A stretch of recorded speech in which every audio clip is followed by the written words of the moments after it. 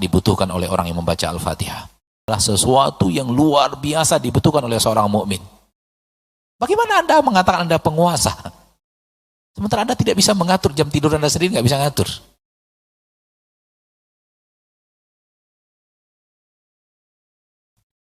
Ketika kita menyebut Rabbil Alamin, ketika kita menyebut Rabbil Alamin, Rabb dengan makna yang tadi, Rabb alam semesta, yang hadir di benak kita adalah kekuasaan super hebat. Betul atau tidak? Allah yang maha kuasa, maha perkasa, maha dikdaya, sehingga menguasai semuanya, mengatur segala-galanya. Yang hadir adalah keagungan dan kebesaran dan keperkasaan. Betul atau tidak? Datang ayat setelahnya, Ar-Rahman, Ar-Rahim. Yang maha perkasa ini, yang maha pengatur ini, yang maha dikdaya kemampuannya ini, maha pengasih dan penyayang. Itu makna yang berbalik arah dan sangat dibutuhkan oleh orang yang membaca Al-Fatihah. Sehingga makna Rabbul Alamin mengandung makna kemahakuasaan, kemahamampuan, kemahaperkasaan, yang boleh jadi dengan makna itu saja orang mengira Allah ini ya, makna keperkasaan saja. Sehingga manusia membutuhkan makna berikutnya, yang maha perkasa ini, yang maha dikdaya, yang maha mencipta ini, yang maha mengatur ini, dia adalah Rabb yang Ar-Rahman Ar-Rahim, yang maha pengasih dan maha penyayang. Ini adalah obat yang di atas. Makna hadirnya makna pengasih dan penyayang setelah Rabbul Alamin, kata para ulama, adalah sesuatu yang luar biasa dibutuhkan oleh seorang mukmin. Di mana yang pertama kedikdayaan, seolah-olah berbuat apapun yang dia inginkan, tertutupi dengan makna ia berbuat dengan penuh kasih dan sayang. Bukan tertutupi, apa ya? Terlengkapi. Apa namanya itu? Antum mengertilah apa yang saya maksud, ya? Makna yang dia adalah kedikdayaan. Karena rata-rata kalau sudah makna maha bisa, maha mampu, maha menguasai, maha, seolah-olah apa yang mau dia perbuat saja, begitu saja. Tidak, ia berbuat penuh dengan kasih dan sayang, penuh dengan rahmat. Oleh karena itu di dalam Al-Quran sering, ya, Allah Tabaraka wa Ta'ala menggabungkan antara kekuasaan dan kasih sayang. Agar manusia tidak mengira kekuasaan itu Allah berbuat semena-mena. Tidak dengan kasih dan sayangnya. Allah maha kuasa, ya, tapi Allah maha pengasih dan maha penyayang. Maha kuasa yang memiliki maha kasih dan maha sayang.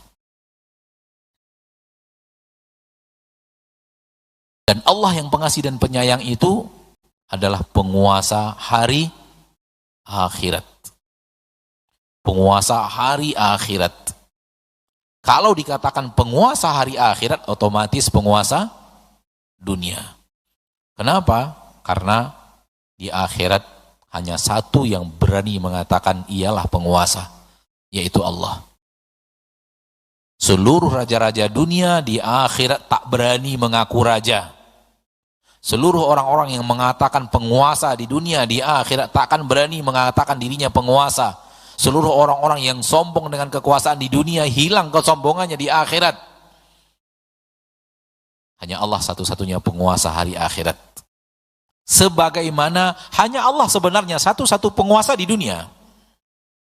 Satu-satunya penguasa di akhirat menunjukkan satu-satunya penguasa di dunia. Penguasa di dunia ini hanya Allah, nggak ada yang lain.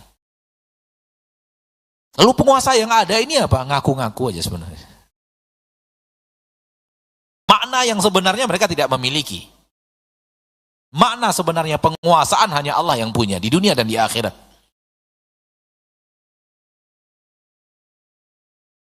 Bagaimana mungkin seorang penguasa dikatakan penguasa kalau dia tidak bisa mengatur jam tidurnya?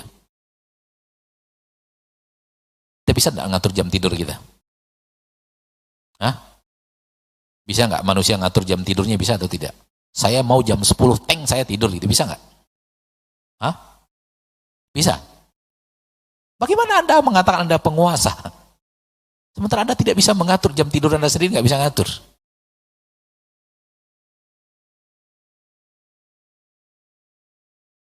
Hal yang terjadi di dalam tubuh kita, dari makanan yang kita makan lalu diolah di pencernaan kita, sehingga yang menjadi makanan jadi makanan, jadi sampah keluar di pagi hari, aromanya luar biasa, bau kan?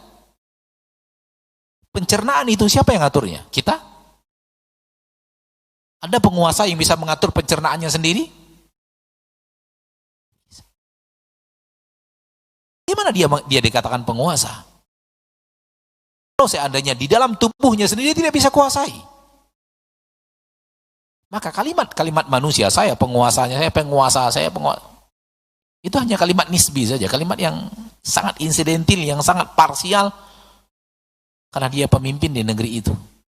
Tapi penguasaan dalam makna yang sesungguhnya manusia tidak memiliki sedikit pun. Ketika rambut antum sudah mulai berubah dari hitam kepada putih, antum bisa kuasai? Oh, nggak boleh. Yang putih nggak boleh tumbuh. Bisa enggak? Nggak bisa. Mana makna penguasaan, kekuasaan yang kita miliki? Nggak ada.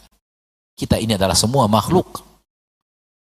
Diri kita diatur oleh yang maha mengatur, yaitu Allah subhanahu wa ta'ala. Kalau Allah mengatakan dia adalah penguasa hari akhirat, otomatis dia adalah penguasa dunia. Di negeri yang banyak manusia mengatakan dia penguasanya, pasti Allah penguasanya. Sebab dia penguasa di negeri di mana tak seorang pun berani mengatakan dia penguasa. Di negeri yang tak ada seorang pun yang berani mengatakan dia adalah penguasa, Allah penguasanya di situ. Allah mengatakan saya penguasanya di sini. Apalagi di negeri yang manusia-manusia lemah berani mengatakan dia adalah penguasa, maka Allah lah penguasanya. Kalau akhirat ya Allah kuasai, apalagi dunia, Allah penguasa dunia dan akhirat. Namun kenapa difokuskan di akhirat? Karena disitulah manusia tak ada yang berani mengatakan dirinya penguasa.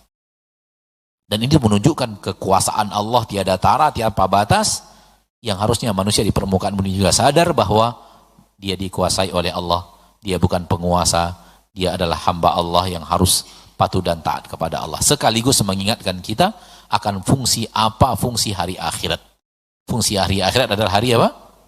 Hari pembalasan, di mana semua kezoliman akan dibalas oleh Allah. Semua yang menzolimi orang akan dibalas oleh Allah tabaraka wa ta'ala. Semua haknya yang diambil akan dikembalikan oleh Allah. Semua hak yang kita rampas akan kita kembalikan kepada pemilik haknya. Itulah dia hari kiamat.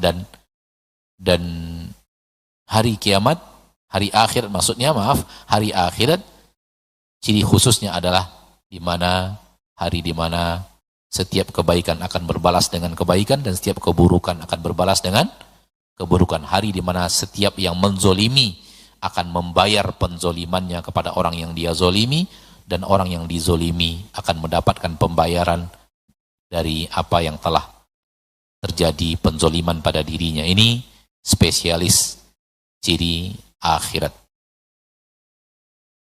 Ma'asyiral muslimin, ma'asyiral muslimat, begini teori kita atau pelajaran kita dalam acara kita memahami tafsir Al-Quran, ya.